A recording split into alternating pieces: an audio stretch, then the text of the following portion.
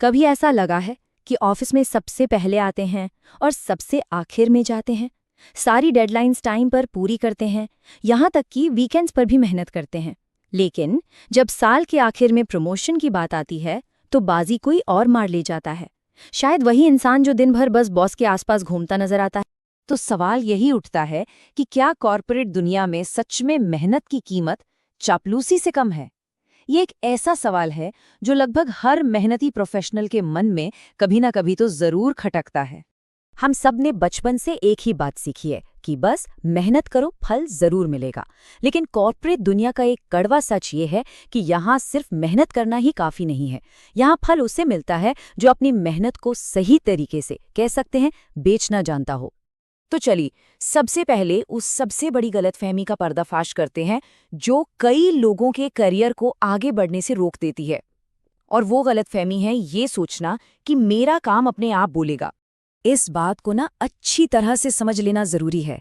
काम खुद नहीं बोलता, उसके लिए बोलना पड़ता है। अगर अपने काम को आवाज नहीं दी तो वो भीड़ में कहीं खो जाएगा, किसी को सुनाई तक नहीं देगा। अब देखिए, ऑफिस में ना अक्सर दो तरह के लोग मिलेंगे। पहले द साइलेंट परफॉर्मर। ये वो खामोश खिलाड़ी हैं जो बस सिर झुकाकर अपना काम करते रहते हैं, ये सोचकर कि बॉस की नजर उन पर पड़ ही जाएगी। और दूसरे होते हैं द लाउड स्पीकर। ये वो लोग हैं जो छोटा सा भी काम करेंगे ना तो पूरी दुनिया को बताएंगे, हर ईमेल में 10 लोगों को सीसी करेंगे और हर छोटी बड़ी बात पर बॉस को अपडेट जरूर देंगे। और सच क्या है? सच ये है कि बॉस कोई माइंड रीडर नहीं है।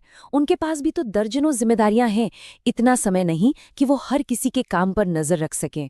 उन्हें तो वही याद रहता है जो बार बार उनकी नजरों के सामने लाया जाता है। इसीलिए कहते हैं ना, जो दिखता है अक्सर वही बिकता है। प्रमोशन का असली फॉर्मूला है क्या? अगर सिर्फ कड़ी मेहनत ही सब कुछ नहीं है, तो फिर वो कौन सी चीजें हैं जो करियर की गाड़ी को तेजी से आगे बढ़ाती हैं? आइए जरा इसे समझते हैं। अब मन में ये सवाल आ सकता है कि तो क्या हमें भी चापलूसी शुरू कर देनी चाहिए? नहीं, बिल्कुल नहीं। चापलूसी, जिसे अंग्रेजी में सिकॉफेंसी कहते हैं, उसका मतलब है बॉस की हर गलत बात में भी हाँ में हाँ मिलाना। ये तो बिना सिद्धांतों के, बिना रीढ़ की हड्डी के होने जैसा है। हम इसकी बात बिल्कुल नहीं कर रहे। हमें चापलूसी नहीं बल्कि स्मार्ट विजिबिलिटी की जरूरत है।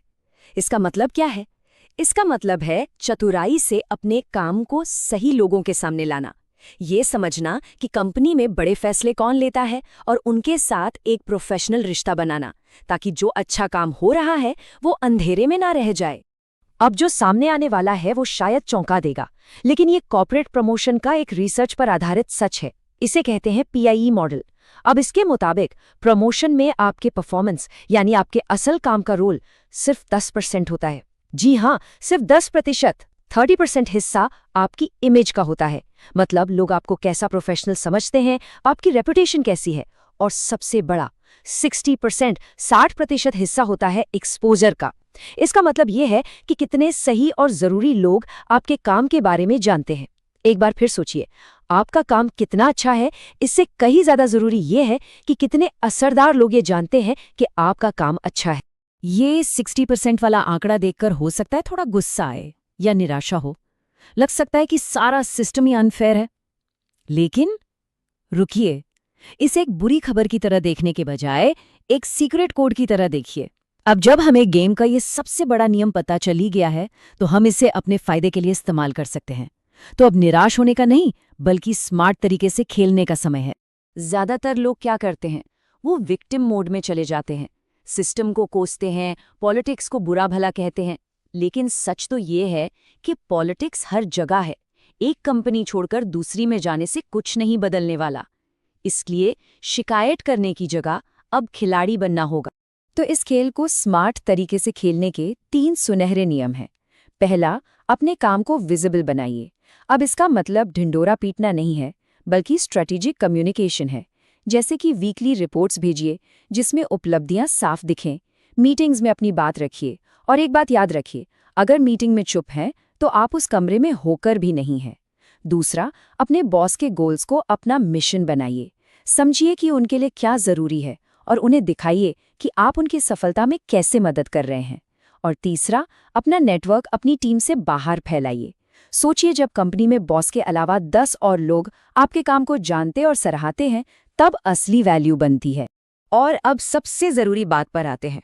ये सब करते हुए अपनी असली कीमत पहचानना कभी नहीं भूलना है। इस एक लाइन को हमेशा याद रखना है। हो सकता है कंपनी मेहनत से चलती हो, लेकिन करियर्स स्मार्टनेस से बनता है। मतलब मेहनत के साथ साथ सही रणनीति भी उतनी ही, बल्कि शायद उससे ज़्यादा ज़रूरी है। अपने मार्केट वैल्यू को पहचानिए। अगर ऐसा लगता है कि काम 100 का हो रहा है और क्रेडिट सिर्फ 10 का मिल रहा है, तो दो ही रास्ते हैं।